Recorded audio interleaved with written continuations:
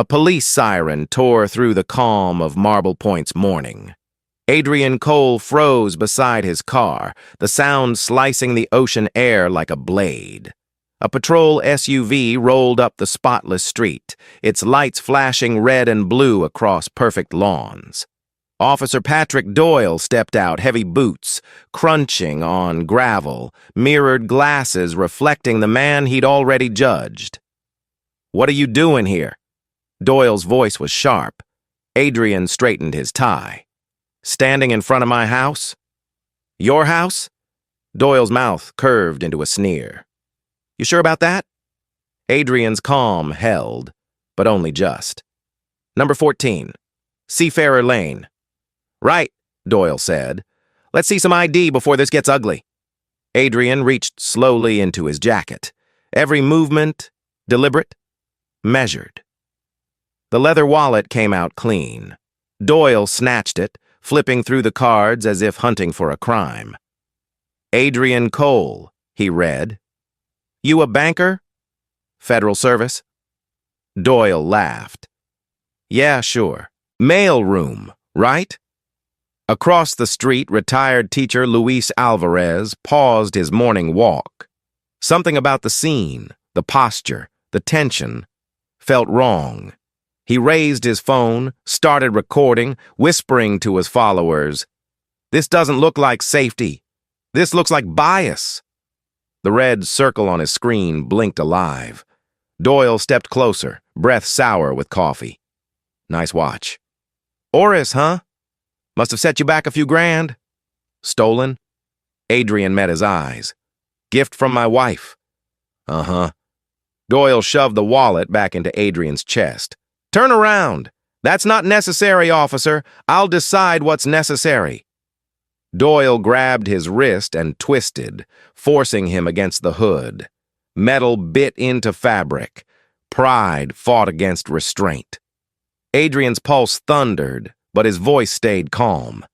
"You're making a mistake." Luis whispered into his phone. "He said it's his house. I've seen him here every morning." The live stream count jumped, 10, 20, 50. Comments exploded. "Call the ACLU." "He doesn't belong there. Justice and fairness starts here." Doyle radioed in, tone clipped. "Unit 12, possible trespass." "Copy that, 12. Adrian's phone buzzed in his pocket. Caller ID, Camille Hart. He didn't answer. "Not yet." "Who's that?"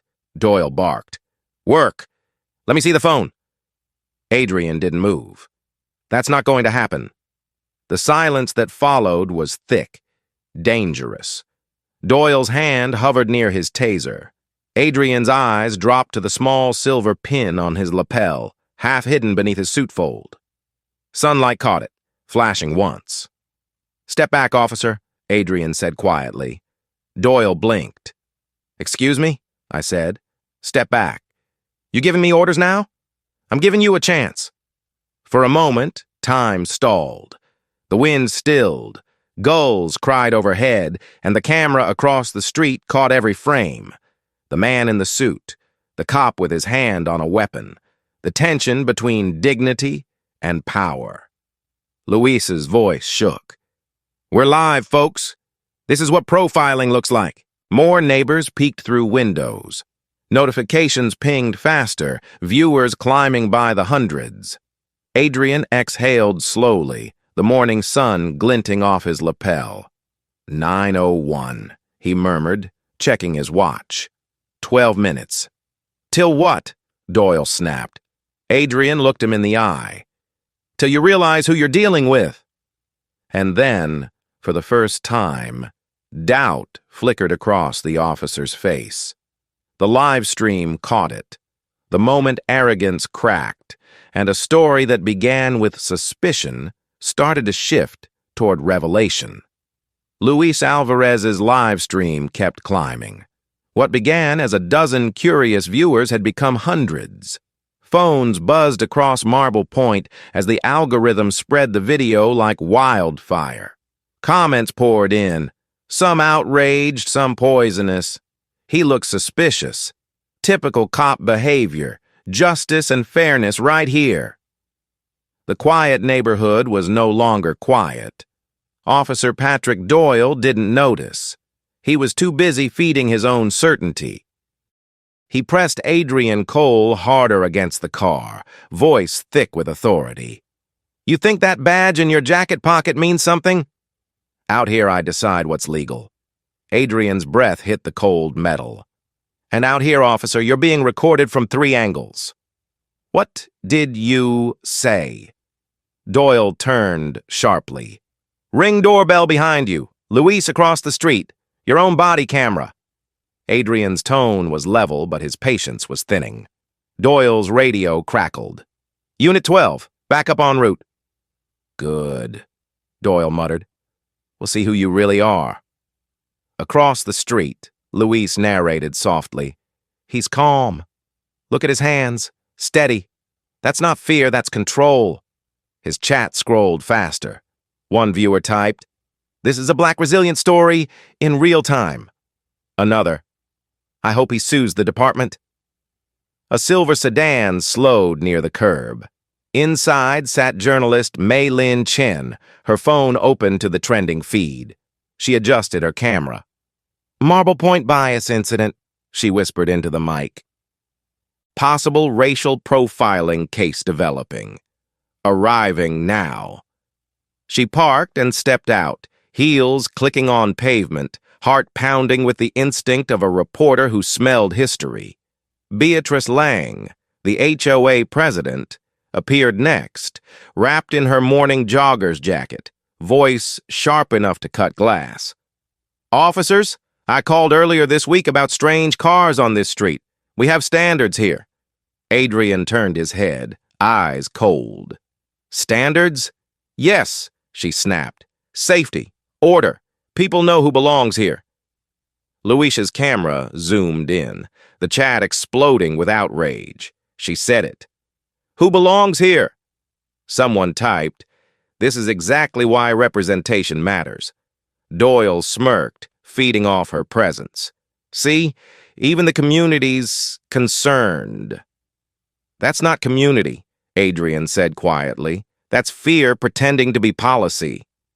The line hit like a hammer. For a moment, even Doyle hesitated. Mei Lin approached, holding up her press badge. "Officer, I'm with the Independent Post. Can I confirm the reason for detainment?" Doyle glared. "Step back, ma'am. This is police business."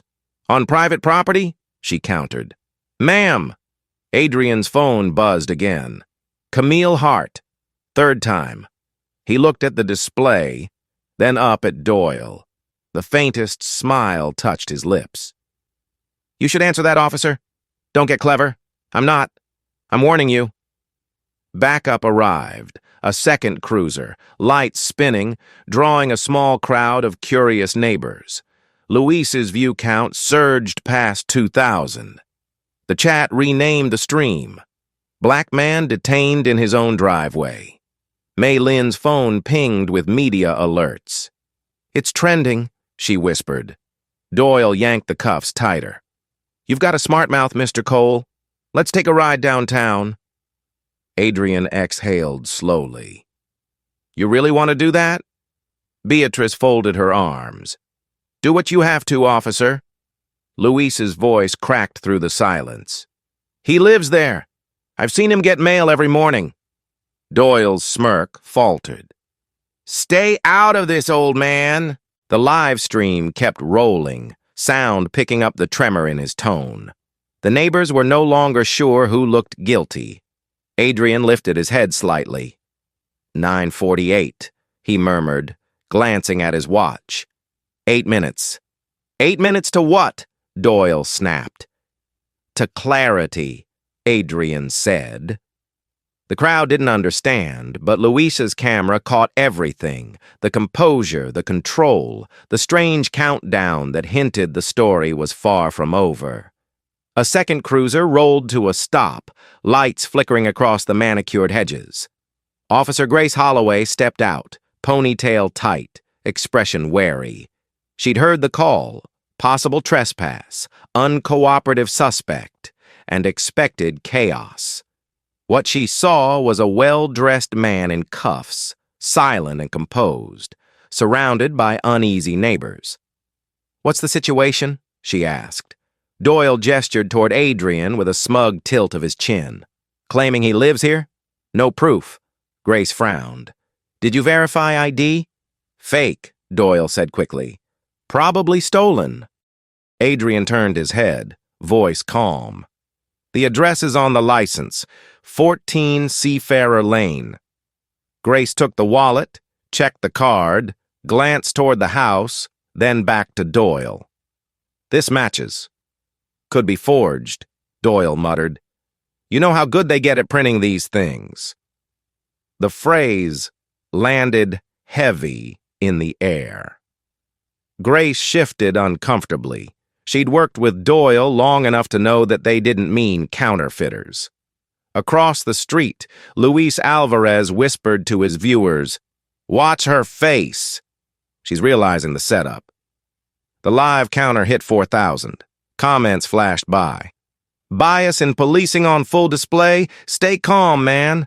Black stories like this matter." Grace exhaled slowly. "Patrick, maybe we should check records before—" "No." Doyle's voice was sharp, final. "We're handling this my way." Adrian spoke softly. "Your way is on camera." The officer's face reddened. "You trying to threaten me? I'm reminding you this is 2025, not 1955. From the crowd, a murmur of approval rippled. Mei Lin Chen stepped forward, recording now for her outlet. "Sir, can you confirm your name?" she asked. Adrian looked at her and nodded once. "Adrian Cole." She caught the composure in his eyes and realized something about this man didn't fit the role of suspect. There was too much control, too much calculation. Beatrice Lang crossed her arms, raising her voice. "This is a safe neighborhood. We can't just let anyone claim a house here." Grace turned on her. "Ma'am, please, step back." But Beatrice pressed on, feeding the crowd's fear. "My job is to protect our community." Luis's voice trembled with outrage. "Protect it from what? Ownership?" Laughter rippled through the live stream chat, but beneath it ran anger. The words justice and fairness appeared again and again. Grace rubbed her temple. "Patrick, this isn't worth escalating." Doyle's grip on the taser tightened. "He's resisting." "No, I'm standing," Adrian said quietly. For a moment, Grace saw something in his eyes, disappointment, not fear. He was studying them, cataloging every reaction, as if this entire moment were a test. Her radio buzzed with dispatch chatter. "Media en route. Channel 7 van confirmed." Doyle froze. "Media?" Adrian's lips curved. "Told you 3 cameras wasn't the final count." Luis's chat exploded. "Here it comes. Instant karma time." Grace looked toward the White House again. Mailbox, COLE, polished brass. Doyle noticed too, jaw clenching. Probably changed it. Adrian's phone vibrated once more.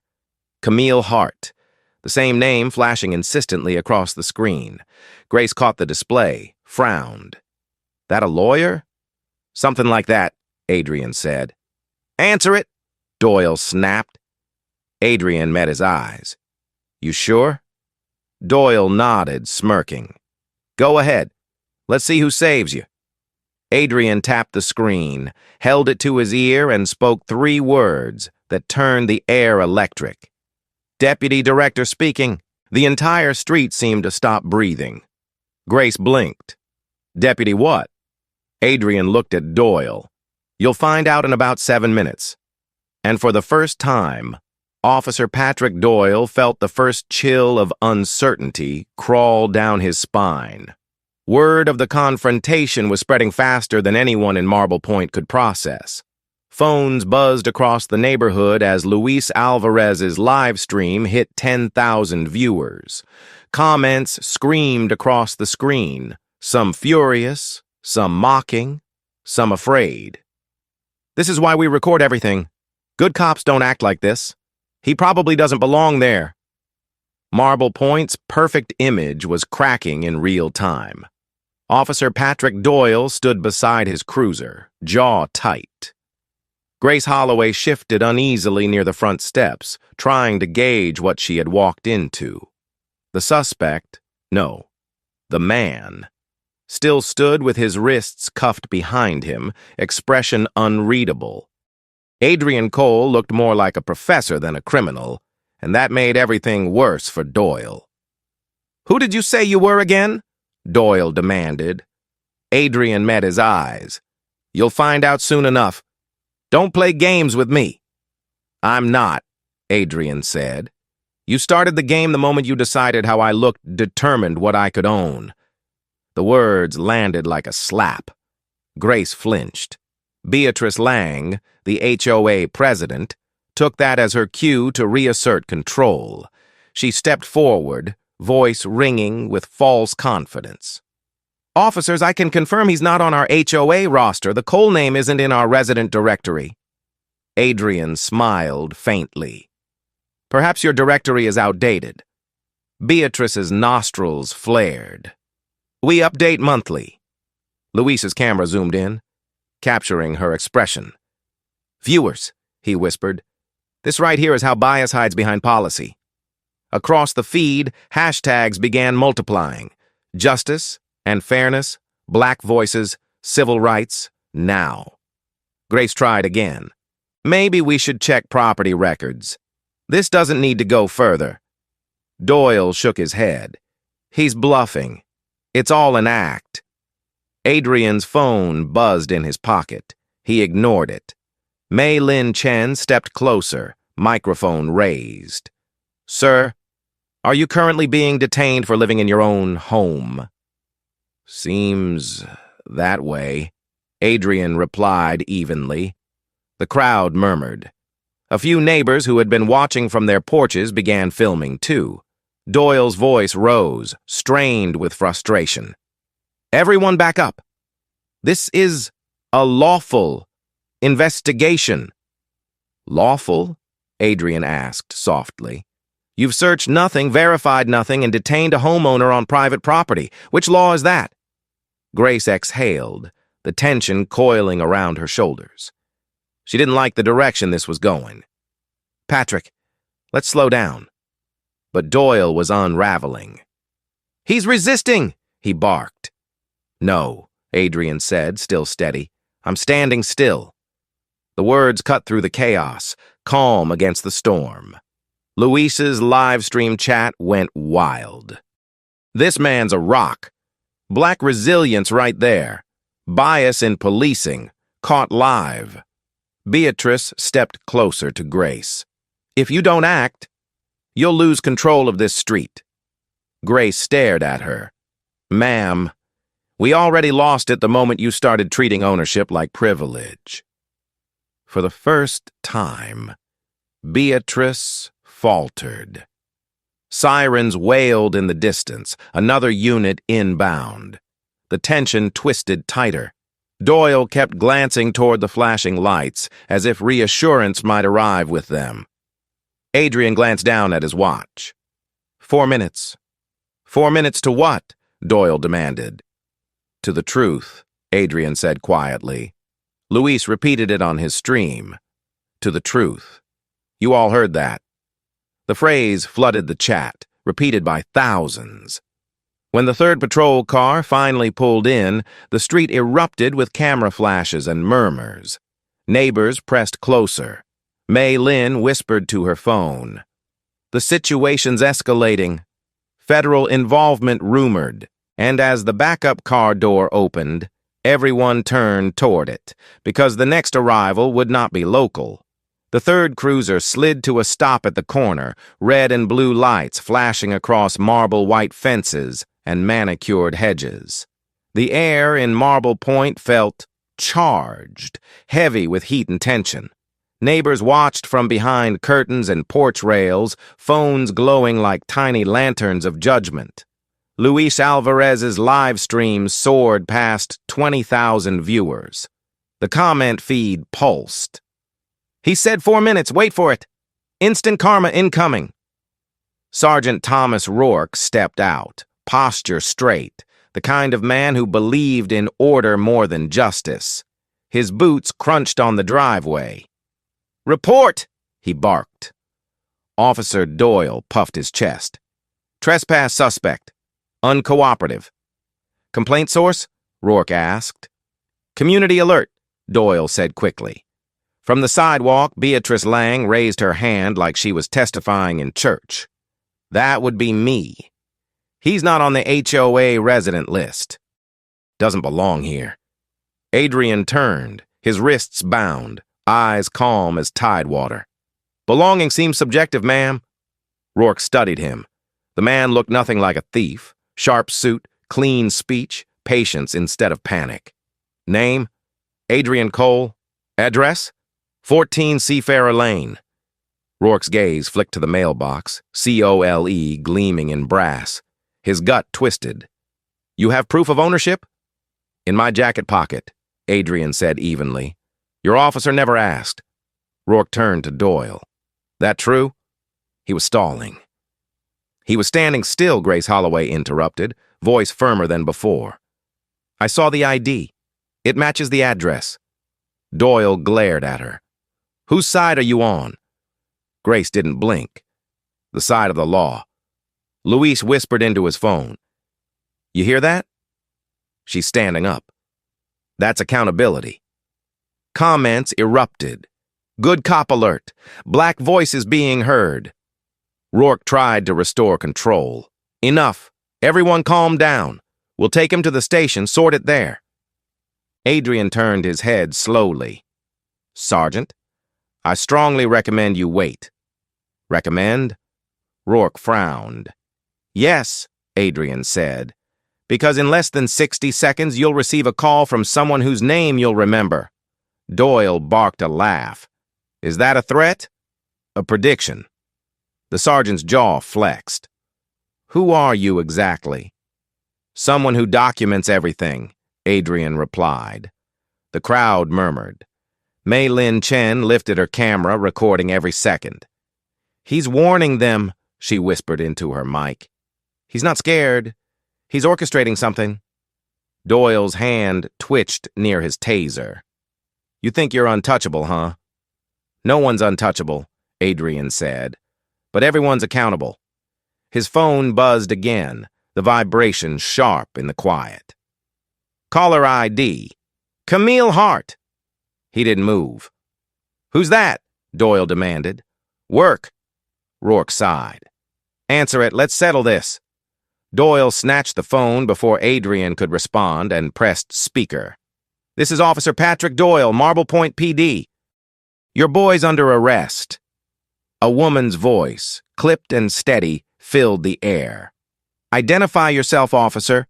Patrick Doyle, badge 172. This is Camille Hart, United States Department of Justice, Civil Rights Division," the voice said, tone like steel wrapped in calm. "You are unlawfully detaining Deputy Director Adrian Cole. Release him immediately." The street froze. Rourke blinked. "Deputy what?" "Deputy Director Cole," Hart repeated. "Civil Rights Division, you have 60 seconds before I dispatch federal agents to your location." Doyle's face drained of color. That's impossible." "It's documented," she said. "And judging by the live stream I'm watching, public." Luis whispered into his mic. "You all heard that. Federal confirmation? Live." Adrian looked up, eyes steady. 12 minutes, he murmured. "Right on time." The moment Camille Hart's voice echoed through the speaker, Marble Point fell utterly silent. Even the seagulls above seemed to pause mid-air. Officer Patrick Doyle stood frozen, the phone trembling in his hand. Sergeant Rourke's mouth opened, closed, then opened again, trying to grasp what he had just heard. Grace Holloway's eyes darted between the cuffed man and the radio, realization dawning like sunrise. "Deputy Director?" she repeated softly. Adrian Cole turned his head slightly, meeting her gaze. "Federal Civil Rights Division. he said, voice calm but edged with authority. "Now, Sergeant Rourke, would you kindly remove these handcuffs?" Rourke hesitated, but the faint sound of approaching engines broke the silence, deep, synchronized, unmistakably government grade. Every head turned as 3 black SUVs glided down Seafarer Lane, windows tinted, sirens off. The vehicles stopped in perfect formation, blocking the street like a wall of quiet power. Doyle's pulse roared in his ears. "No way," he muttered. "No way this is real." The doors opened in unison. Federal agents stepped out, dark suits, earpieces gleaming, faces expressionless. The lead car's rear door swung wide, and Camille Hart emerged, tall, poised, radiating command. Her gray suit caught the morning light like steel. "Officer Doyle," she said, striding forward. "We've spoken before, though perhaps you didn't recognize my name without a badge number attached." Doyle's throat went dry. "Ma'am, I don't," she cut in. "Save it for the report." She turned to Adrian. "Deputy Director Cole, are you unharmed?" "Physically, yes," Adrian said, flexing his bound wrists. Professionally, mildly entertained. Hart's lips twitched with the ghost of a smile. "Let's correct that." She nodded to one of her agents. A pair of bolt cutters appeared, gleaming in the sun. The sharp snap of metal filled the street as the cuffs fell away. Adrian rubbed his wrists, straightened his suit, and faced the crowd.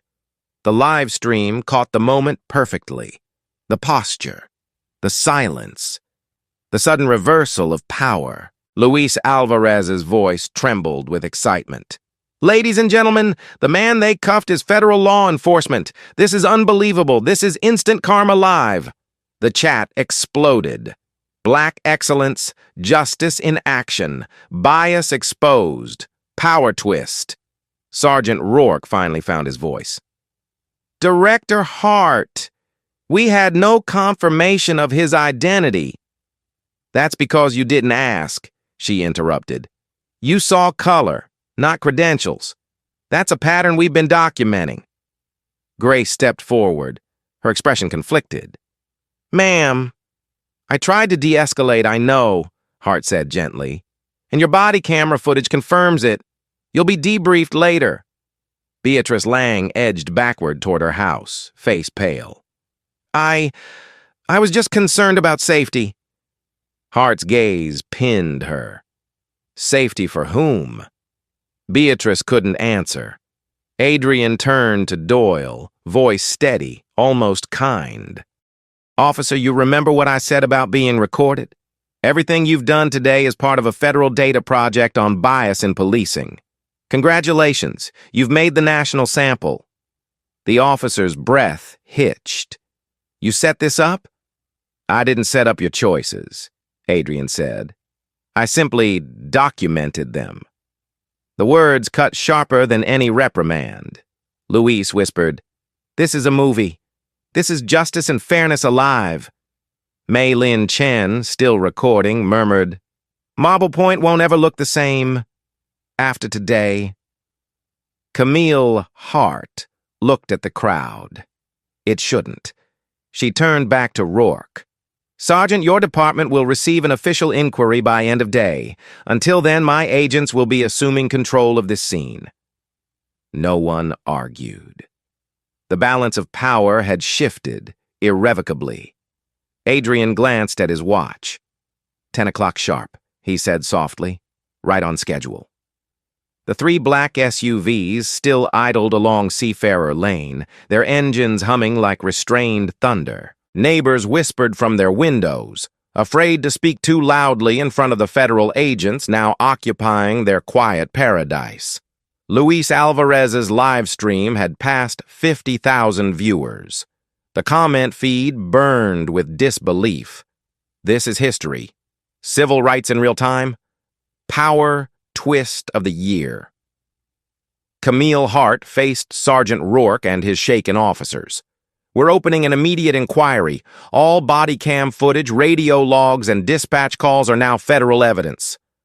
"Yes, ma'am," Rourke managed, his throat dry. Hart turned to Adrian. "Deputy Director, I'll need your preliminary statement before the public briefing." Adrian adjusted his cufflinks, every motion deliberate. Of course. He glanced at Doyle, who stood by his cruiser, pale and sweating. "Let's begin with the officer's initial assumption, that my skin tone was cause for probable suspicion." Doyle swallowed hard. "That's not... I just followed a report." "From whom?" Adrian asked. Beatrice Lang raised a trembling hand. "Me. I called it in, but I thought..." "You thought wrong," Hart said. "You thought danger wore melanin." Beatrice's face crumpled. She took a step back, retreating toward the safety of her manicured gait. Luis whispered into his mic. "The HOA Queen's folding. You can feel the guilt through the screen." Grace Holloway shifted uncomfortably. "Director Hart, if I may, Officer Doyle acted before backup arrived. We didn't have full context." "Context is earned by asking questions," Adrian said quietly. "Not by drawing conclusions." Mei Lin Chen approached with her microphone raised. "Deputy Director Cole, are you saying this was part of an official investigation?" The crowd stilled. Adrian met her gaze. "Yes. Operation Meridian. A federal assessment of bias in suburban law enforcement. Marble Point ranked among the top 5 for disproportionate detainments involving minority homeowners." Rourke blinked. "You moved here just to test us?" Adrian's tone stayed even. "I moved here to test fairness." "You provided the results." Luis's voice shook with awe. He was the investigator all along. "Hidden identity revealed, folks. This is a plot twist straight out of a movie. Mei Lin's live feed captured every face, shock, anger, disbelief. The world was watching now, and the story had already written itself." Hart looked at her watch. "We'll hold a press statement in 15 minutes. Sergeant, secure this street. No one leaves, no one deletes footage." "Yes, Director," Rourke said, shoulders sagging. Grace approached Adrian quietly. "For what it's worth, I'm sorry. I should have spoken up sooner." "You did eventually," he replied. "That matters more than silence." Doyle broke in, voice cracking. "So what now? You ruined my life on national TV?" Adrian turned to him. "No, officer. You documented how you chose to use power. I'll make sure that lesson reaches every academy in the country." The officer's eyes glistened with humiliation. "You could have told me who you were." "I shouldn't have needed to," Adrian said. Hart's agents moved methodically, collecting radios, securing files, copying footage. The neighborhood that once prided itself on privacy now sat under federal spotlight. Luis whispered into his mic. "Justice served, people. This is how the system flips." Mei Lin's phone buzzed, major networks requesting interviews, her footage already trending under Marble Point justice. Adrian watched it all with quiet control, his calm now the center of the storm. "Every story of bias deserves a witness," he said softly. "And today, the world witnessed yours." The living room of 14 Seafarer Lane no longer looked like a home. It looked like command. Cables ran across Persian rugs, laptops glowed beside half-drunk coffee cups, and agents spoke in low voices dense with consequence. The hum of printers filled the air, layered with the muffled noise of cameras and reporters outside the bay windows. Adrian Cole sat at the end of the oak dining table, calm amid the storm. Camille Hart stood opposite him, posture perfect, her tablet flickering with charts and reports. Sergeant Thomas Rourke and Officer Grace Holloway hovered near the door, stripped of confidence, waiting for someone to tell them what came next. Hart's tone was measured, but merciless. Operation Meridian has been active for 18 months. Marble Point Police Department ranks in the 96th percentile for racial disparity in residential stops. This morning's incident validates every data point we've modeled. Rourke swallowed. That can't be right. Hart didn't blink. It's not just right. It's recorded. Your officers filed those reports. Your data created this result. Adrian turned his tablet toward him. The screen displayed graphs in brutal color, blue for white residents, red for minorities. The gap was wide enough to silence the room. "You see, Sergeant," Adrian said, "bias isn't abstract. It leaves fingerprints in numbers, in patterns, in who gets stopped and who gets believed." Grace spoke hesitantly. "What happens to us now?" Hart's reply came crisp. "Federal oversight. If a civil rights review confirms systemic bias, your $2.4 million in federal funding is suspended until reform is complete." Rourke's face drained of color. "That funding covers training, equipment, half our operations." "Then reform quickly," Hart said, closing the tablet. Luis Alvarez's voice carried faintly from outside, his live stream climbing past 70,000 viewers. "You can feel it through the screen," he whispered to his audience. "Data doesn't lie, and neither does the look on that sergeant's face." Adrian smirked faintly. "He's not wrong," he murmured. "Numbers are the cleanest witnesses we have." Grace looked up, eyes tired. "Deputy Director, what about Doyle?" Adrian answered evenly. "Officer Doyle is now under federal review. His actions will become required material in national bias training. His arrogance will teach humility." Outside, the media surged closer to the lawn. Reporters shouted questions. Was this entrapment? Did the DOJ target Marble Point intentionally? What's next for the department? Mei Lin Chen stood by the barricade, voice steady for her broadcast. "Viewers, the man wrongfully detained is no suspect at all. He's the deputy director of the Federal Civil Rights Division, conducting a hidden bias assessment. The footage has gone viral nationwide." Inside, Beatrice Lang's HOA board members clung to one another like porcelain figurines about to fall. Hart turned to them. "You filed the initial report labeling Mr. Cole as suspicious, correct?" Beatrice's lips quivered. "Yes. It was a misunderstanding." Adrian's eyes softened, but his words did not. "Misunderstanding is the polite word for prejudice." Hart's phone buzzed. She checked it, then looked up. "CNN, ABC, and Channel 7 are outside." "Deputy Director, the press is waiting." Adrian rose, buttoned his jacket, and stepped toward the door. Let them wait for truth. When he stepped outside, microphones angled upward, cameras flashed, and the crowd fell silent. His voice carried steady across the summer air. "Bias isn't a rumor.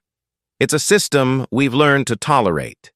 But today, that system met evidence. Justice doesn't whisper anymore. It records." And Marble Point finally listened. The press conference began under a flawless blue sky that reflected off windshields and camera lenses all along Seafarer Lane. Reporters lined both sides of the street, microphones raised like weapons of curiosity. The same driveway that had once seen humiliation now stood as a platform for justice. Adrian Cole stood at the top of the steps, back straight, voice calm but resonant.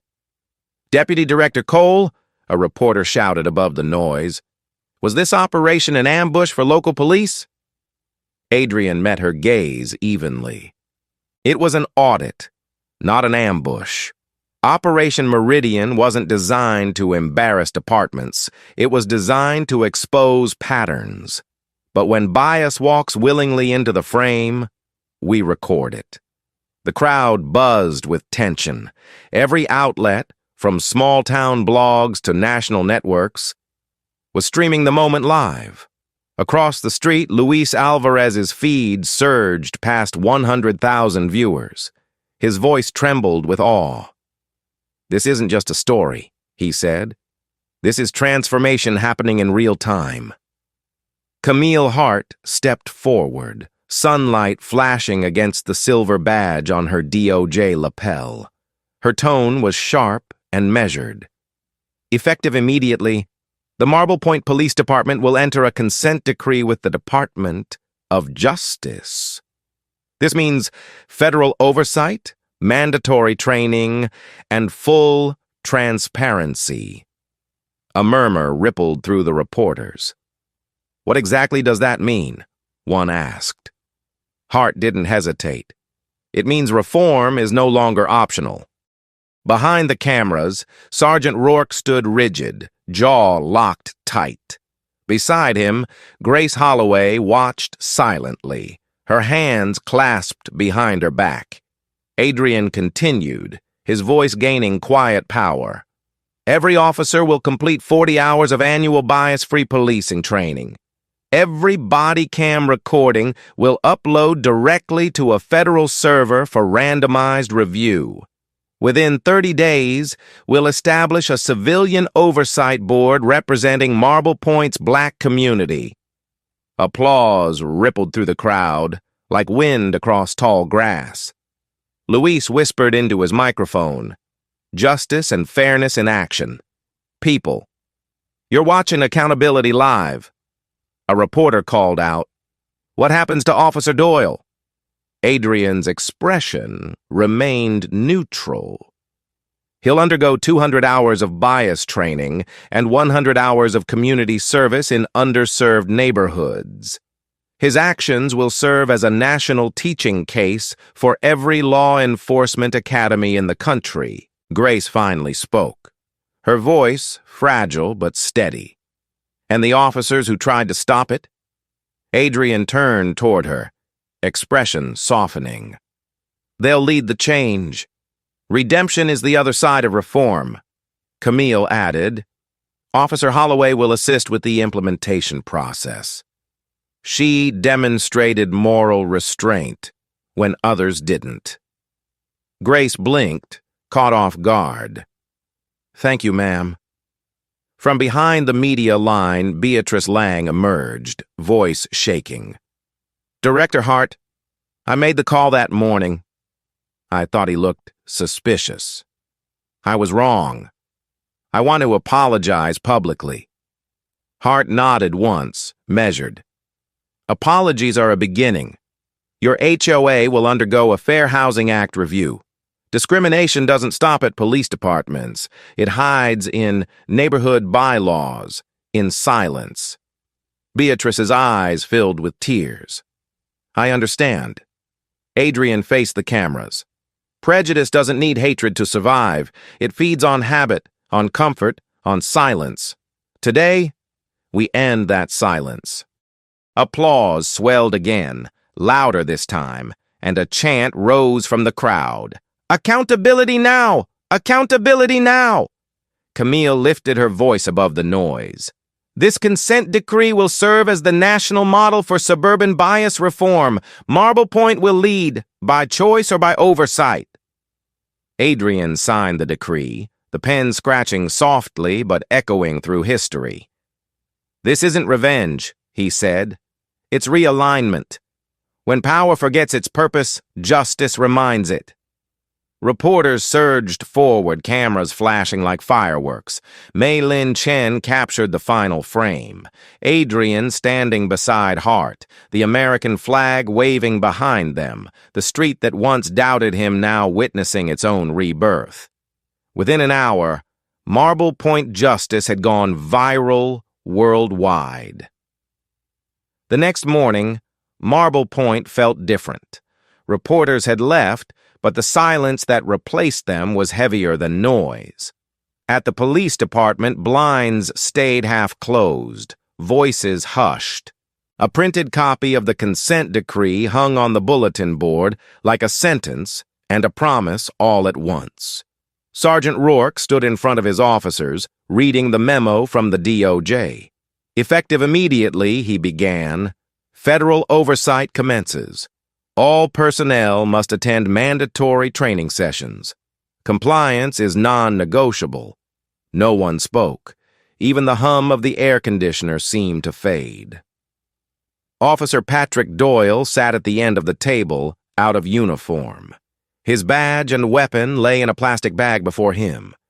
His eyes were ringed with sleepless regret. 6-month suspension, Rourke said quietly. 200 hours of bias training, 100 hours of community service in North Haven. Doyle nodded, throat too tight for words. Grace Holloway watched him, conflicted.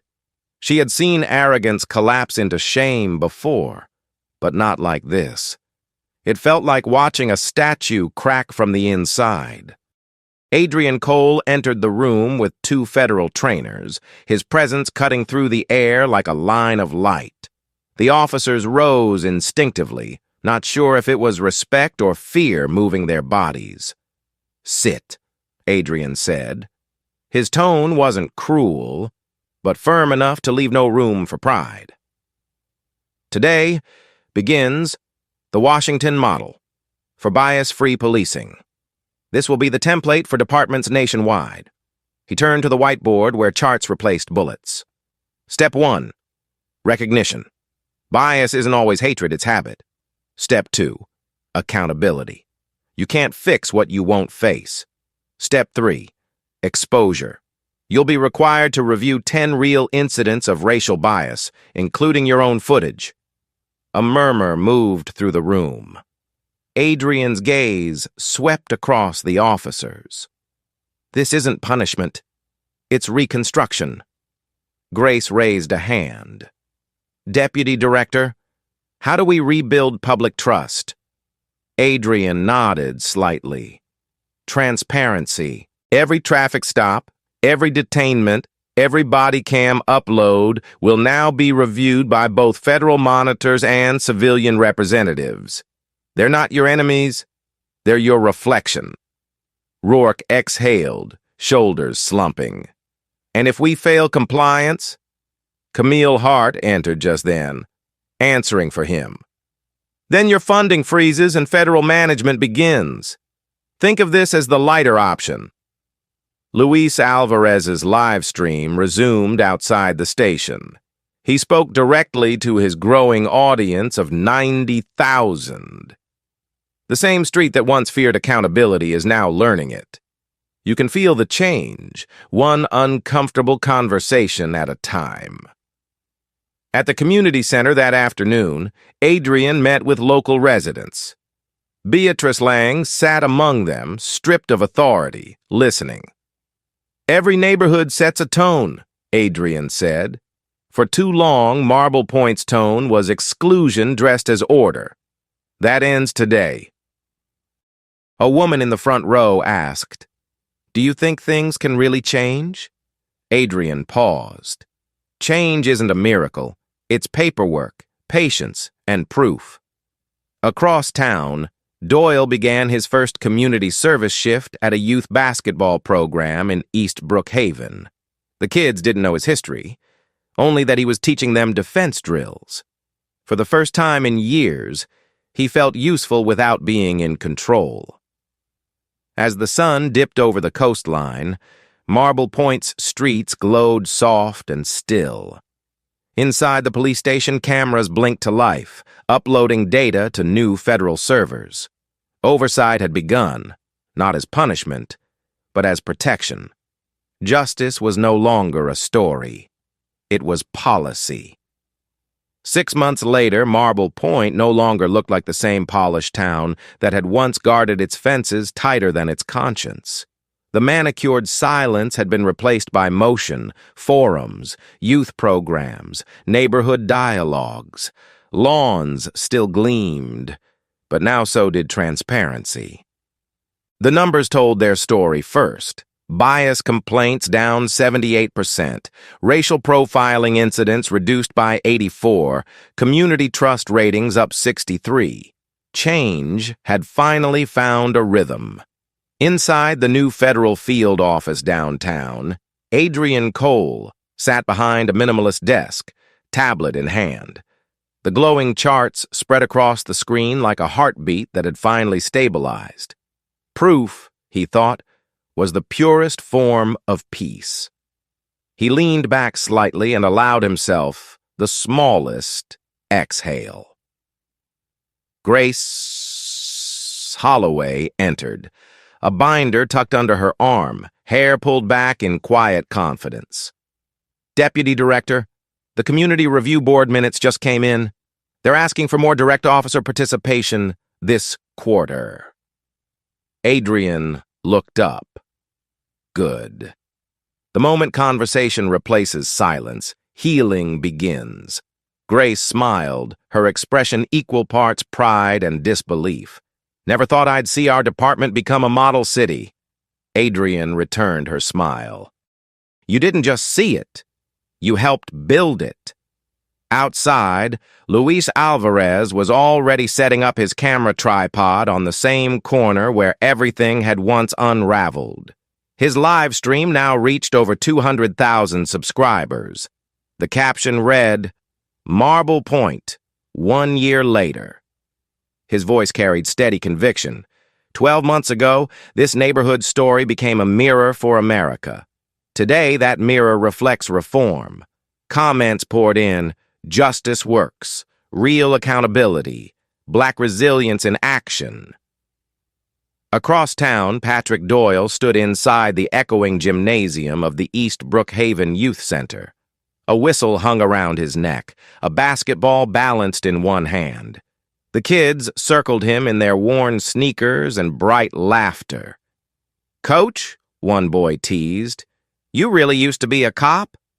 Doyle smiled, spinning the ball on his finger. "Still am," he said, "just learning how to be a better one."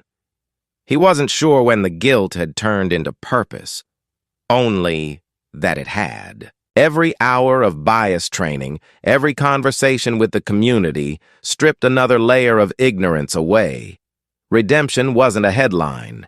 It was repetition, one honest day at a time. Beatrice Lang watched the same live stream from her new cubicle at the Community Diversity Bureau. Her title plate read Program Coordinator. She smiled faintly at the irony. "We all needed humbling," she whispered. Back at the field office, Camille Hart joined Adrian by the window overlooking the bay. The afternoon light painted silver lines across the water. "You've built something powerful," she said. Adrian shook his head. "We've built something measurable. Systems change through math, not miracles." Hart handed him a folder stamped confidential. "Washington wants to promote you. Assistant Director of the National Civil Rights Bureau. 46 field offices. Nationwide oversight." Adrian looked out toward the horizon, where the ocean met the clouds in a seamless line. "Titles fade," he said quietly. "Impact doesn't." Grace appeared at the door, smiling. "Deputy Director, the press is waiting downstairs. They want your quote on the anniversary report." Adrian turned from the window. "Tell them this. Numbers prove success. Stories make it real." Downstairs, reporters crowded the lobby. Behind them, a bronze plaque caught the light. Marble Point Police Department, Federal Partnership for Equity and Justice. Below it, the engraving read, "Accountability is not punishment. It's progress." Luis's live stream panned across the plaque as his voice narrated, "This is what justice and fairness look like when people choose reform over revenge." Comments flooded the feed. Real-life stories matter. Change is possible. Power twist for good. That evening, Adrian walked slowly down Seafarer Lane. The same neighbors who once whispered now waved, some shyly, some with open warmth. Children rode their bikes where suspicion had once patrolled. He paused at his mailbox, his name gleaming in brass. Running his fingers across the letters, he smiled faintly. The morning he'd been handcuffed here felt distant, yet permanent, etched into the town's memory. He looked toward the glowing horizon, the sea alive with light. Justice doesn't end with a verdict, he thought. It begins with memory. And at last, Marble Point had learned to remember. The Washington Civic Hall pulsed with energy. Every seat was filled, activists, journalists, lawmakers, officers, and students packed shoulder to shoulder beneath a banner that stretched across the stage. The Washington Model. 1 year of reform. The moment felt larger than the room, as if the building itself held its breath. Adrian Cole stood at the podium, back straight, eyes calm. The man once handcuffed in his own driveway now faced the nation as its quiet conscience. Cameras from every major network captured his every movement. The murmur faded. Silence carried the weight of expectation. 1 year ago, he began, voice resonant but steady. I was detained outside my home because I didn't look like I belonged. That moment became viral. But this isn't a story about humiliation. It's a story about proof. Because when you record truth, it stops being rumor. It becomes change. The crowd stilled.